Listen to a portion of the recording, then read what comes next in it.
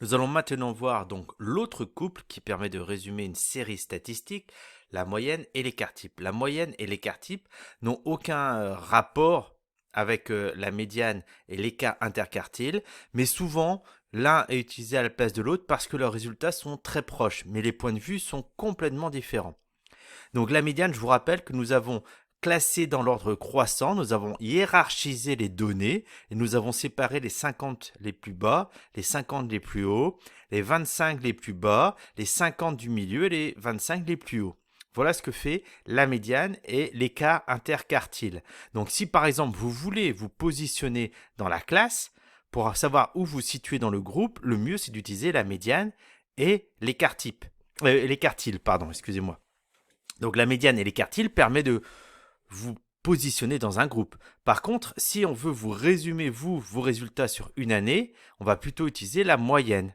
Voilà. Deux points de vue différents. Donc la moyenne et l'écart type va être utilisé ici à l'aide de la calculatrice. Je ne reviens pas là-dessus, c'était la première vidéo. Je vais simplement expliquer les calculs afin de donner un peu de sens. Mais on le fera très rarement à la main. Donc le principe de la moyenne est le suivant. Nous allons additionner tous les résultats et nous allons les repartager pour que chacun ait exactement la même chose. Donc par exemple, 4, la note 4, il y a eu 2 personnes à eu 4. Donc je vais faire 4 fois 2, 8 points mis dans le pot commun. 5, personne l'a eu, donc je fais 5 fois 0, aucun point donné. 6 points, il y a eu 2 élèves qui ont eu 6 points, donc 6 fois 2, 12 points mis dans le pot commun. 7, il y en a eu 1, 7 fois 1, 8, il y en a eu 2, 8 fois 2, 9, il y en a eu 4, etc. Et en faisant ce premier calcul en haut, au numérateur, je vais donc avoir la totalité des points, la somme totale des notes de tous les élèves de la classe. Et ensuite, je repartage ça entre chaque élève, 28, et donc c'est comme si chaque élève avait eu 10,46. Ça n'a pas beaucoup de sens en fait dans une classe. Mais par contre, si vous, sur une année, vous avez plusieurs notes dans une matière et que l'on additionne toutes vos notes et qu'on le repartage avec le nombre de notes, alors du coup, votre moyenne sera un résumé qui se justifie en disant que si vous aviez tout le temps eu la même note, sur toute l'année, vous auriez eu ces notes-là. Si, voilà, ça, une moyenne. Bon. Maintenant, on passe à l'autre paramètre. Donc, nous avions vu que la médiane séparait l'effectif en deux sous-ensembles de même effectif et que l'écart interquartile mesurait la dispersion. Donc là, nous allons aussi mesurer la dispersion par rapport à la moyenne. Nous allons donc calculer la moyenne des écarts à la moyenne. Pour cela, c'est un petit peu plus complexe. La moyenne était de 10,46. Mais on voit bien qu'il y a des notes en dessous de 10,46 et des notes au-dessus de 10,46. Si par exemple 10,46 est là, donc on remarque d'ailleurs que la moyenne est très proche de la médiane. Ça veut dire que la série est à peu près équilibrée. On voit par exemple que ceux qui ont eu 4 ici sont en dessous de 10,46. Donc si je calcule l'écart entre 4 et 10,46, je trouve moins 6,46. Si je calcule l'écart entre 6 et 10,46, je trouve moins 4,46, etc. Mais par contre, si je calcule l'écart entre 17 et 10,46, je trouve 6,54. Et on voit que si on additionnait tous les résultats comme ça, entre les résultats positifs au-dessus et les résultats négatifs ici en dessous, on pourrait arriver à une somme totale de 0, comme s'il n'y avait plus d'écart entre la moyenne et les différentes valeurs. Or c'est faux, cet écart existe. Donc deux choix s'offrent à nous, soit la valeur absolue, soit de calculer les écarts au carré. Voilà, c'est ce que j'explique ici.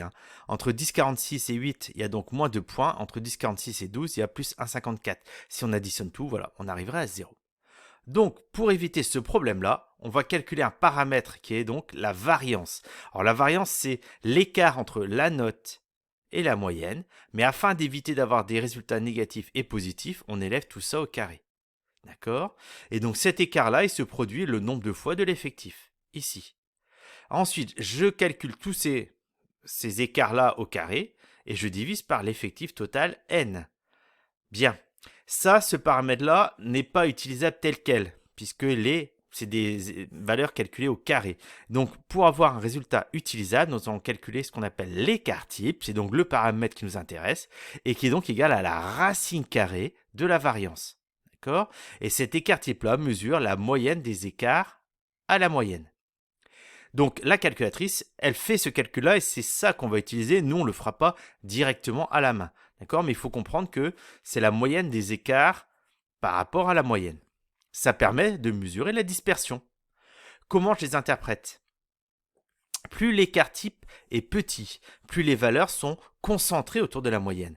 Donc plus l'écart type est petit et plus on va dire que la série est dite régulière. Si par exemple un élève avait 12 de moyenne en maths avec un écart type de 1, ça veut dire que en moyenne, il a eu tout le temps autour de 12 avec un écart de 1 point. C'est-à-dire qu'il est plutôt régulier, il n'a pas varié dans sa progression dans l'année.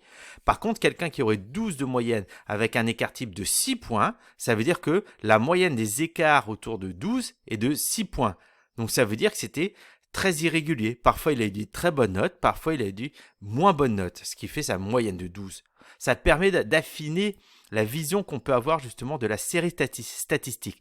Donc plus l'écart type est petit, plus on va dire que c'est régulier, plus l'écart type est grand, plus on va dire que c'est irrégulier. Donc là, on voit que la moyenne et l'écart type se concentrent plutôt sur un individu, pour résumer un individu, voilà, et on va dire si cet individu-là est régulier ou irrégulier, alors que la médiane et l'écart interquartile, c'est plutôt pour résumer un groupe. Et là, on va plutôt parler d'homogénéité de groupe ou d'hétérogénéité de groupe. Voilà.